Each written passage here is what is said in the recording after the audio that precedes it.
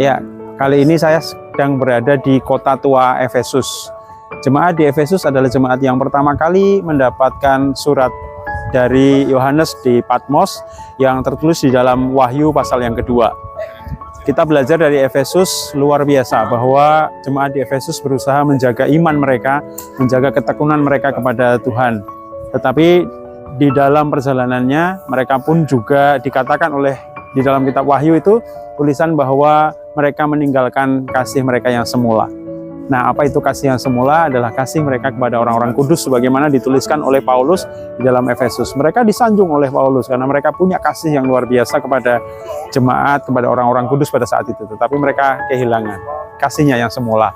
Mari kita belajar dari jemaat di Efesus bagaimana Tuhan mengingatkan kita semua untuk terus menjaga kasih kita yang semula supaya kita mendapatkan anugerah dari Tuhan.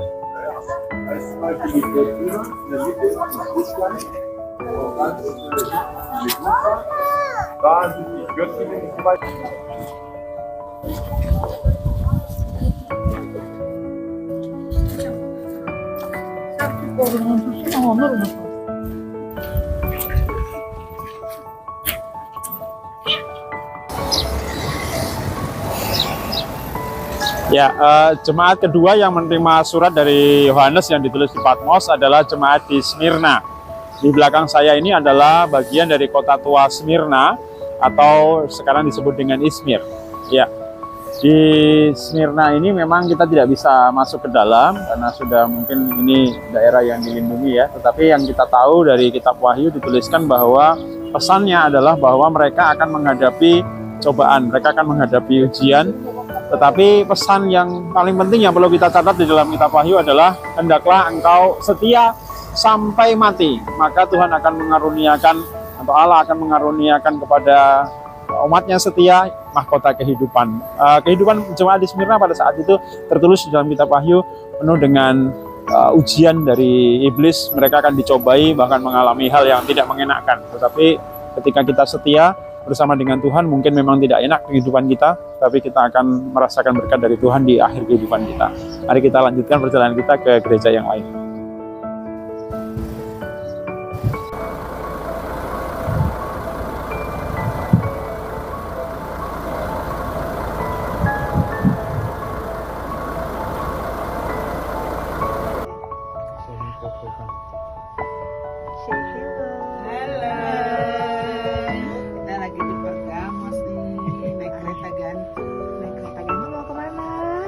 Ke atas.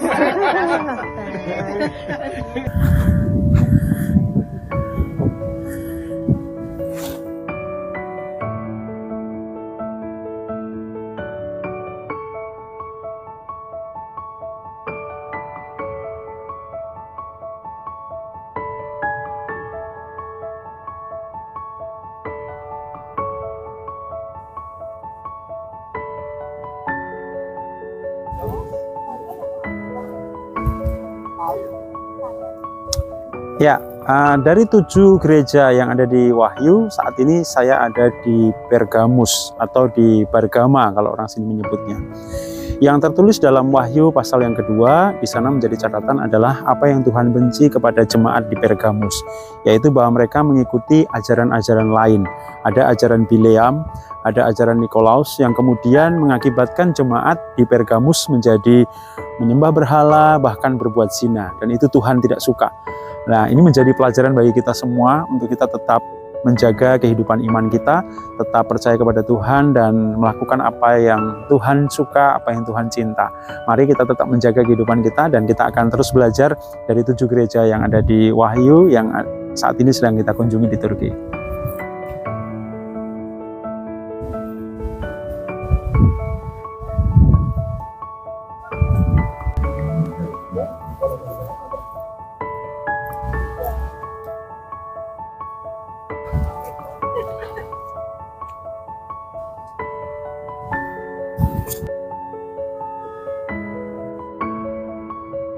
Ya, dari 7 gereja Wahyu, saat ini saya sedang ada di Pergamus atau Bergama.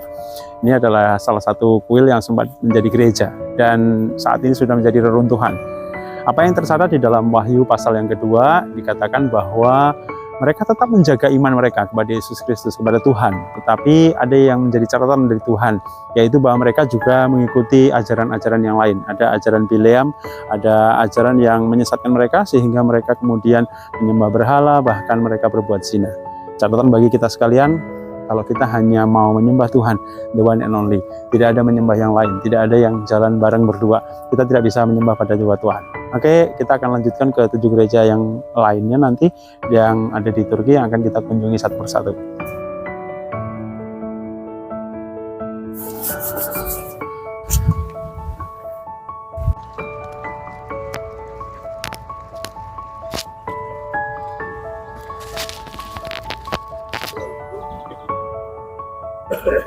Ya, di ada matahari dong. Kecuali berada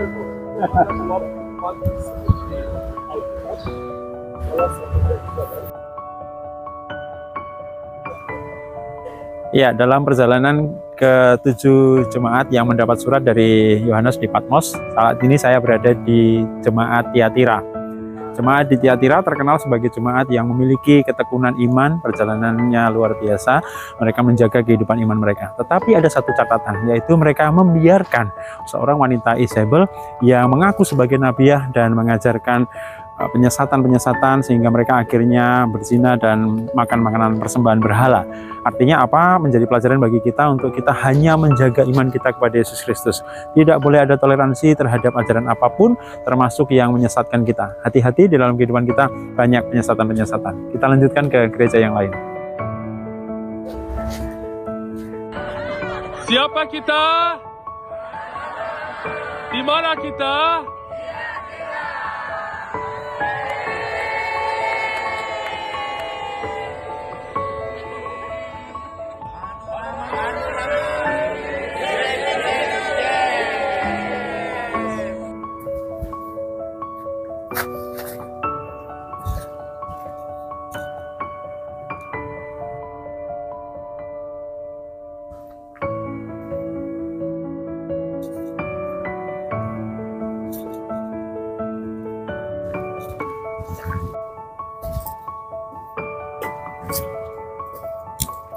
Ayo kesini dulu Bapak Ibu.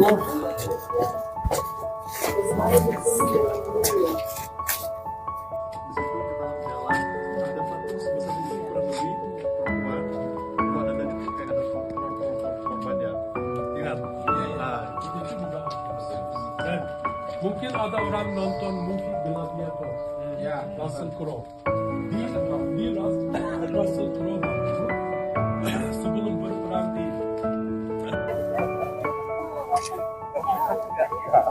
Ya, saat ini kita melangkah dari Wahyu 2 ke Wahyu 3.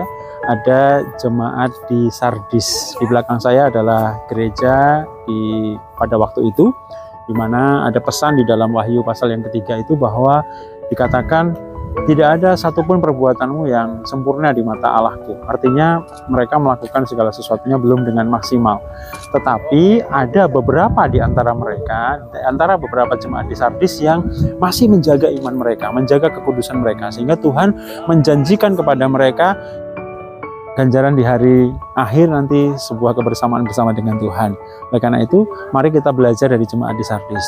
Mari kita belajar dari beberapa di antara mereka yang tetap berusaha menjaga kekudusan hidup mereka, sehingga mereka bisa menerima janji Tuhan yang Tuhan akan anugerahkan di hari akhir nanti. Terima kasih, dan kita akan lanjutkan ke jemaat berikutnya.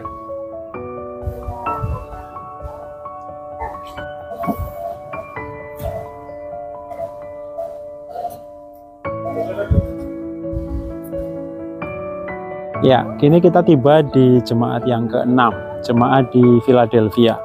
Agak berbeda dari jemaat-jemaat yang lain. Kalau yang lain mendapatkan teguran cukup keras, jemaat di Philadelphia tertulis di dalam Wahyu pasal yang ketiga dikatakan mendapatkan pujian atau mendapatkan peringatan dari Tuhan dalam bentuk sanjungan bahwa mereka hidup bertekun di dalam firman Tuhan. Mereka sangat setia menanti-nantikan Tuhan. Bahkan dituliskan, aku tahu kekuatanmu tidak seberapa, tapi engkau menuruti firman Tuhan. Sebuah pelajaran bagi kita semua, kita tahu bahwa kekuatan kita tidak seberapa. Kita bukan manusia yang hebat, bukan yang super power. Tapi kuncinya satu, kita berserah kepada Tuhan, menuruti firman Tuhan dan tetap setia menantikan kedatangan Tuhan. Dalam kehidupan yang sesuai dengan firman-Nya. Mari kita belajar dari jemaat di Philadelphia yang mendapatkan peringatan akan kasih Tuhan yang memegang kunci kehidupan. Kalau Tuhan sudah membuka, tidak ada yang bisa menutup. Kalau Tuhan sudah menutup, tidak ada yang bisa membuka.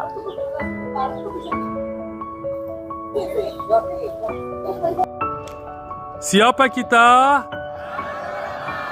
Di mana kita?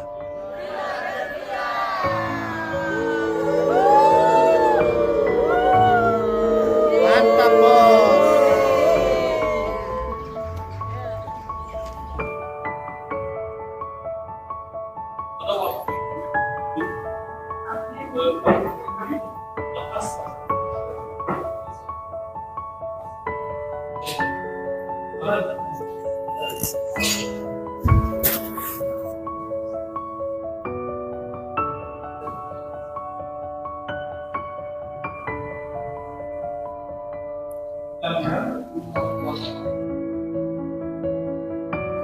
Ya, pada akhirnya kita sampai pada jemaat yang ketujuh di dalam kitab Wahyu pasal yang ketiga, yaitu jemaat di Laodikia.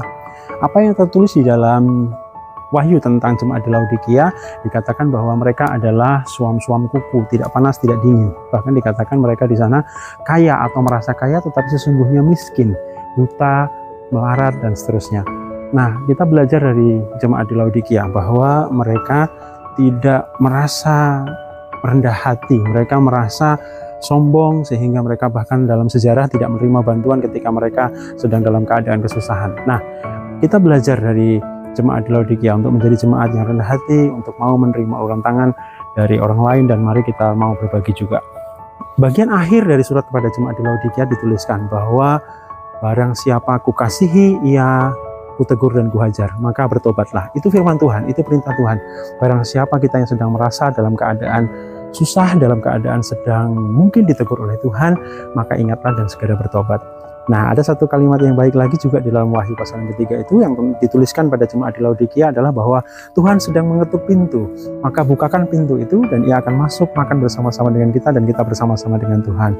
Demikian perjalanan dari 7 jemaat yang ada di kitab Wahyu, dan saat ini kita bisa lihat apa yang ada yang tersisa hanyalah puing-puing gereja dan jemaat pada saat itu. Menjadi pelajaran bagi kita semua untuk terus menjaga iman kita sampai Tuhan Yesus datang yang kedua kali.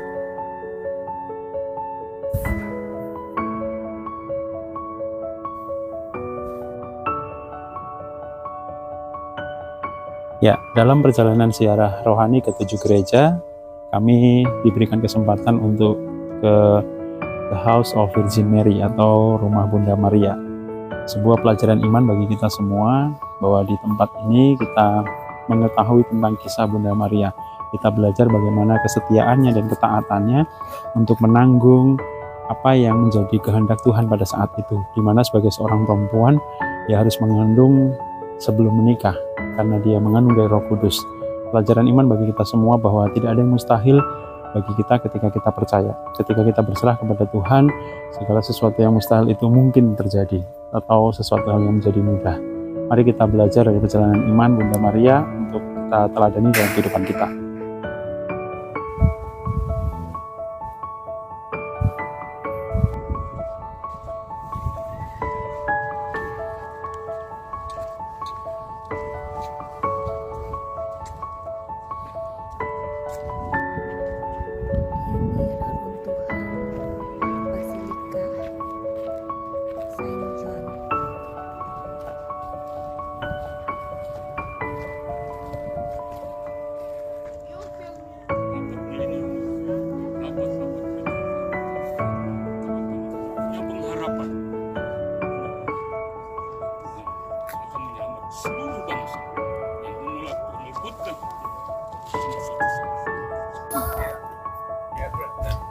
Ya, selain 7 gereja Wahyu, kami juga mengunjungi Saint John Basilica di Seljuk.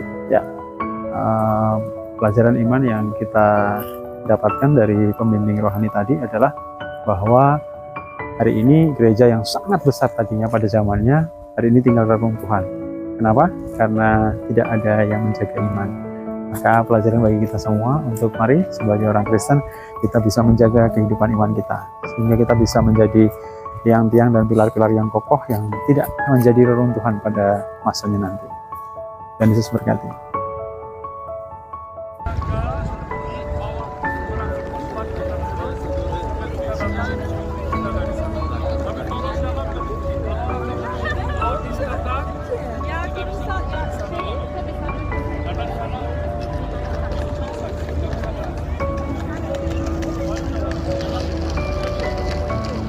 Nah itu 108 tahun.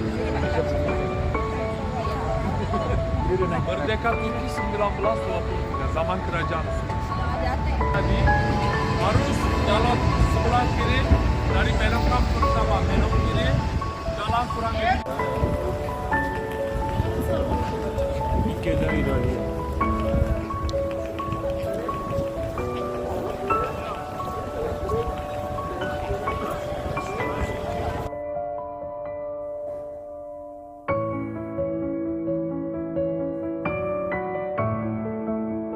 Ya, setelah kurang lebih 8 hari saya ada di Turki dan banyak mengunjungi reruntuhan atau puing gereja. Hari ini hari terakhir saya berada di Turki dan saya sungguh sangat bersyukur. Saya sangat terharu karena di area ini tepatnya di Taksim Square, dan tadi ada keramaian toko dan seterusnya. Saya menemukan 2 gereja, satu gereja Kristen dan satu gereja Katolik ini, Saint Antoine Basilika, yang masih aktif berjemaat. Dan di area ini ternyata tadi pemandu menyampaikan banyak orang Kristen dan Katolik yang masih beribadah daerah ini. Sungguh saya sangat bersyukur karena dari kemarin kita disuguhkan bagaimana jemaat yang meninggalkan Tuhan, tetapi hari ini kita melihat kebesaran Tuhan. Tuhan masih menjaga Turki melalui orang-orang yang masih berdoa di gerejanya. Mari kita terus menjaga iman kita, menjaga kekudusan hidup kita, dan menyerahkan kehidupan kita pada penyertaan tangan Tuhan. Tuhan Yesus memberkati.